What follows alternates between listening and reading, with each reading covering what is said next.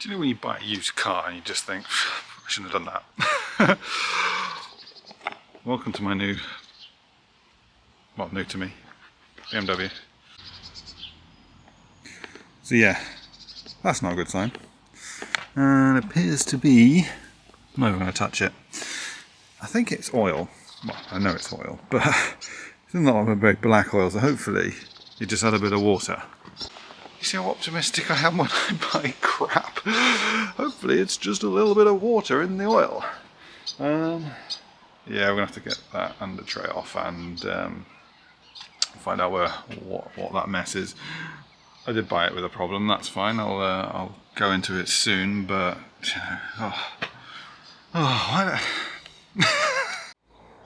so yeah, I know I had the complete ability to buy a car that worked. Now the Jag's gone.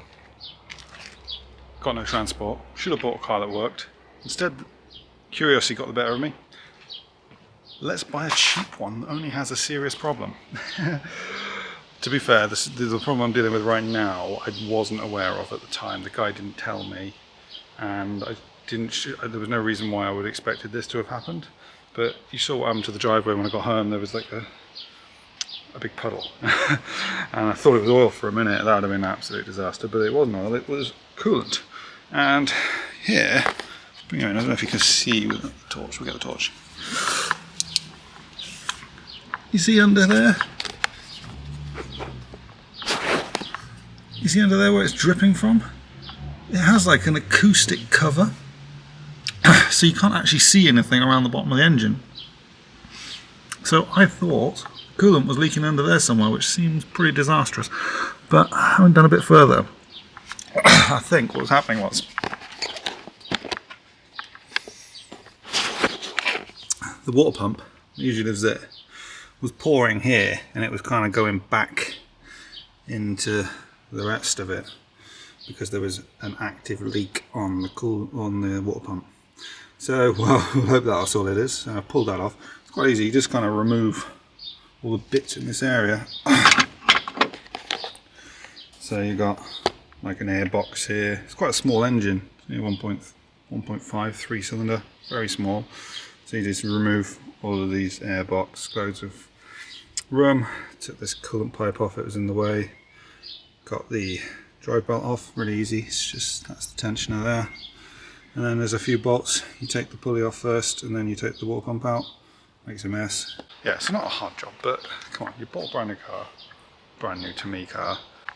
People are just shady, you know. I mean, I guess he loved his car. He'd had it 4 years, but it's like once neglect has kind of got the better of it, they can't drive it anymore, and they got to find some way of getting somewhere. It's like, ooh, let's just shady it off out the back door and pass these problems on to somebody else. And that somebody else is me. So I wasn't expecting to deal with the water pump, but we've done that. So now we've got the water pump, the car should be drivable. But that comes in the actual problem that I knew the car had before I went to see it. And that is a common issue with the VANOS sprockets. They sit here at the back of the engine. This engine is fitted to minis predominantly, and minis, cars like that, so you can get to the end of the camshaft really easy. This, let me show you the access you've got. It's impossible. You've got to get all that, and then there's these two little solenoids behind there. So I have proved that it's actually possible to get behind there, and this is one of the solenoids at the back of the camshaft.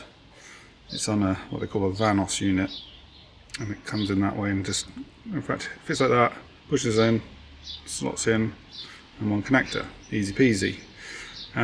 Hoping that was the problem, because there's two of them, you can just swap them over if the fault moves. You know, it's these. Turns out it's very common for the exhaust side, which is this side. That's the intake there, so that's the intake cam, exhaust cam. Very common for the part that feeds it with oil. So this plunger here pushes a bit that feeds it with oil. It's common for that to fail and then cause the actual sprocket to break. Either way, because the engine's this way round, The only real fix I can do is to strip all this off so we can get to it, and then I'm going to have to lock the timing in place to remove the timing chain to replace the sprocket. I've never done that before. If you've done it before, let me know. Actually, by the time this video goes out, I think we would have found out. There is another way of doing it where you just replace them. So I'm going to remove the coil packs, all of the fuel lines, including the high pressure fuel pump, and the injectors.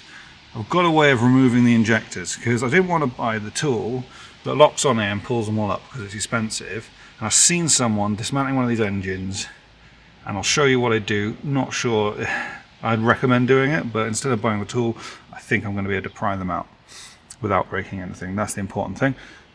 And then, so the goal is just to get this plastic rocker cover off. I'll see what I can film along the way, and yeah, I'll just update you as I go. So the best plan of attack here is just remove each part as you see it. So you peel it back in layers. Try and remember where everything goes, because when you come to put it back together, you'll need to, it can be a bit of a spaghetti junction. However, what I find is that the cables for the plugs, they tend to fit in where they need to fit. It becomes fairly intuitive or obvious because wires are only as long as they actually need to be. It's more just paying attention to the routing, just so you get it all back together without any headache. So I've stripped all of the cables. You got this wiring harness here.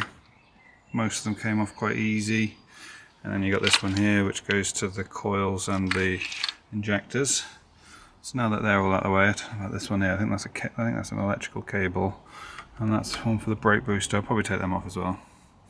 Then I'm onto the fuel system next. I'm going to remove the high pressure fuel pump and then this injector rail. What I saw someone do was loosen off the rail but leave the injectors tightened to the rail, and then he used a lever bar with a bit of padding here, and it came up. Because there's only three, I think if I do it on one side, that side, and then it's going to come out, because otherwise I've got to use this special tool. Obviously there's risk in damaging this, but then I'm not confident if I'm going to replace that anyway, because the PCV system's built into the rocker cover. So to replace it, you've got to replace the rocker cover. The only thing is I don't want to spend the £80 for a new one at the moment. I have bought a new seal for this because it's definitely been leaking. The guy I bought it off was like, oh, I've spilled some oil when I put it in. No, not true. That's definitely a leak and needs addressing it ASAP.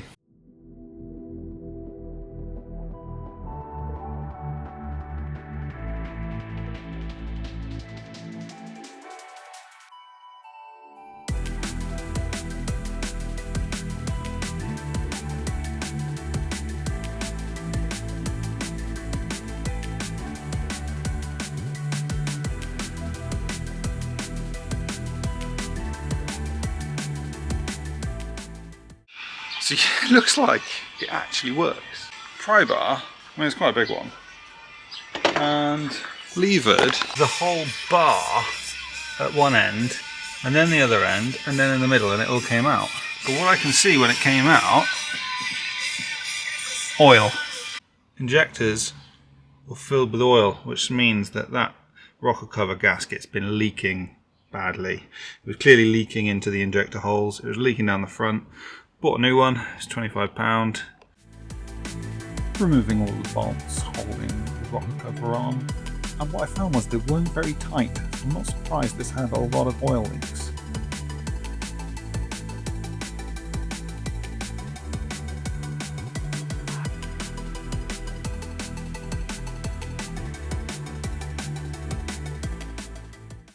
There's the engine stripped. I've checked my tool does fit there. The next thing I've got to do is somehow lock the crankshaft. I'm going to have to jack the car up. It's got to be under there somewhere. I've got to turn the engine over whilst trying to find that. That's going to be pretty tricky. Might need two people for that. And then there's the timing chain tensioner, which comes in under there. Should be able to get a socket on that fairly easy. And then it's just undo. It's this one that's got the problem, so we're just going to undo this sprocket here. There's a valve in the middle that holds it on. replace the valve, replace the sprocket, put the chain back on exactly as it was, tension it back in, and then just reassembly. Not too bad in the end. Here I am fitting the timing tools. See me just turning the crankshaft there. The camshafts have these little, almost like a QR code, and it seems that when they all point upwards, that is TDC on this engine. You can now see me just putting a spanner on the valve at the back. I'm not exactly sure what the valve's called, but it's the one that feeds the oil to the sprocket. I've tried with just a spanner, it's way too tight. I've tried with the spanner extender, and now I've got the spanner extender. I'm actually standing in the engine bay so I can put all my weight on top of it. It was very tight. And finally it let go, and that was a relief, because I was beginning to worry something might break. In fact, when it first let go, I wasn't sure, but yeah, very relief. So now that we've got that valve loose, just see me remove it there. Now I've got to slip out the old sprocket, holding the chain whilst I do so, and then I just can slip in the new one. I was a little cautious here, making sure everything went back the way it should. And there's the new one there. It just slides in exactly the way the old one came out. Being careful to make sure that the chain goes around it, and then we've just got the new valve. So, time for a quick update. I've had such a stressful morning. I took a day off work because all the parts arrived, and I thought a few hours I could have this at least ready to be put back together, like timing checked or something. It's taken forever, and the issue I've got, you see the car's jacked up. I'm not even going to get under there and show you what I had to try to get the crankshaft locked. But in order, so the theory here is if the crankshaft's locked and the camshafts are locked, then the car's in time because the timing kit fits. You can then remove the tension off the timing chain and remove the sprocket that's on the timing chain. First challenge that took me, I was very stressed about this because I wasn't sure what to do, was to get the crankshaft locked. So you see this tool here. If you go online, you'll be able to see videos of people pushing this in a hole in the sump, and it locks out the flywheel. And then you know you're in TDC. The problem is this tool, see the size of it? It doesn't fit. It potentially does on a manual car, but this is an automatic car. And there's a transmission cooler right where that needs to go. So this plug here was in the hole, came out relatively easy, but look how long it is. And that's about all the space you've got. Meanwhile, this tool has to be pushed in the whole way. You can't get it in. So I tried absolutely everything to try and get it in, try and angle it any way possible. You know, I'm walking underneath the car, you can't do it. There's a video of someone doing this job on YouTube, quite a very good video. But he has a B48, which I think is the 4-cylinder, and potentially even a manual, we don't know. Either way, it doesn't use that locking pin. What you do is you take the starter motor off, and then you fit a tool to the block, and then that locks the flywheel at TDC. So that was the second option if I couldn't get that pin in. I've tried everything to remove the cooler. One of the bolts I finally got off. There's another two somewhere. I can't even see them. There's no way. I mean, you'd be stripping the whole top of the engine off, or taking the gearbox off, or taking the engine out. I mean, it was getting very stressful at that point. What I did in the end, I'll show you. So what I did in the end was I used an Allen key. I got an Allen key that's the same size as that. This one was too long. This one was slightly too long, and then I got one slightly shorter that fits perfectly. It's currently in the sump holding the crankshaft. So there's a tip for anyone doing this job. I mean, I tried many other ways. There's potentially other ways of doing it, and there's a lot of risk in not locking in TDC before you take this the tension off the timing chain. By the way, that is how you do it. And second problem, I got some GoPro footage of it, but you have this tool to remove the sprocket and you got just about enough room to get that spanner on it. It's very tight. In the end, I ended up getting in the engine bay, standing here. That spanner extender, all my weight eventually went. The feeling it gave me when it finally let go was that the timing had slipped. So bear in mind, it's very tight.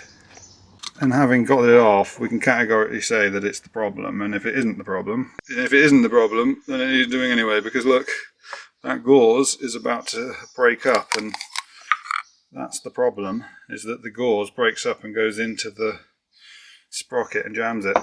So there we are. So a few more minutes and we'll have that sprocket replaced and then tightened back up, and then we're at the halfway point. So yeah, challenging. Hopefully putting back together won't be so difficult, because I don't have to overcome problems like that. GoPro footage can't really pick that up very well, but there it is. You need at least 2 people to be filming that, but can you see it's got the new sprocket in? It's slightly different colour, probably just from engine life, and it didn't give me good juju, to be honest. I've just kind of slipped the chain off and pulled the chain that way, pulled the sprocket that way, and then when I put the new one on, the chain will go slack if you twist it that way at all. I tried to keep the thing at the top, but I don't know if that's been perfect. But what happens now is when I tighten that bolt up, it pulls the chain tight against there. So that means that the timing shouldn't move, and that this will put the tension on it when I tighten it. So this is a simple one, just swapping out the rubber gasket. I did buy this new gasket thinking that this rocker cover was fine. However, after this video, I did go ahead and actually replace this whole thing again, because the PCV system valve is built into the rocker cover and it wasn't perfect, so I just went ahead and changed it all in the end. But as you can see, I'm just doing the seal this time, just because we had quite a bad leak.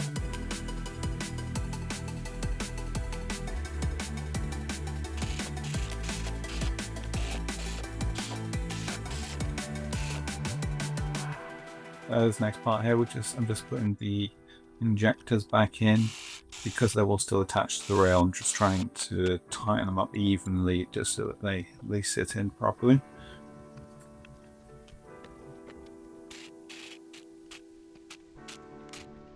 And the high pressure fuel pump is going back on. Same here, just tighten it up evenly either side. And back on with the high pressure fuel lines and all the wires, and we're just buttoning it up now.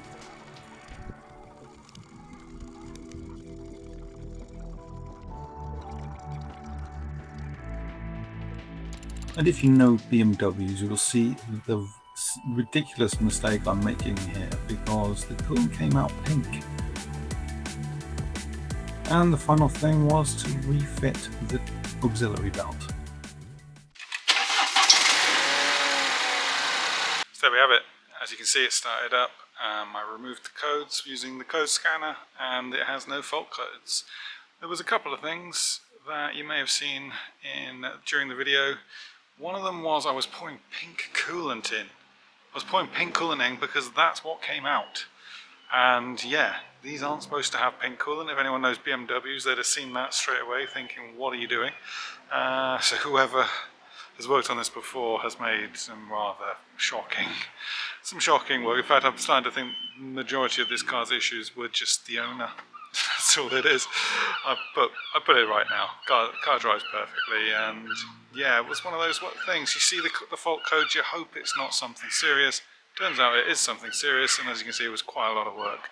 It's all done now. There was a couple of other little jobs on it, but I don't know if we're going to film any videos on it. It's only a little BMW. It was a nice little project, and it gets me from A to B for now until we can get a nice car again. I have been bidding on some cars, but I don't want to overpay. That's there's cars out there I want. Am I going to pay the top money for them? Probably not. So if we get a bargain, then we'll have a nice car on the channel again. So ciao for now.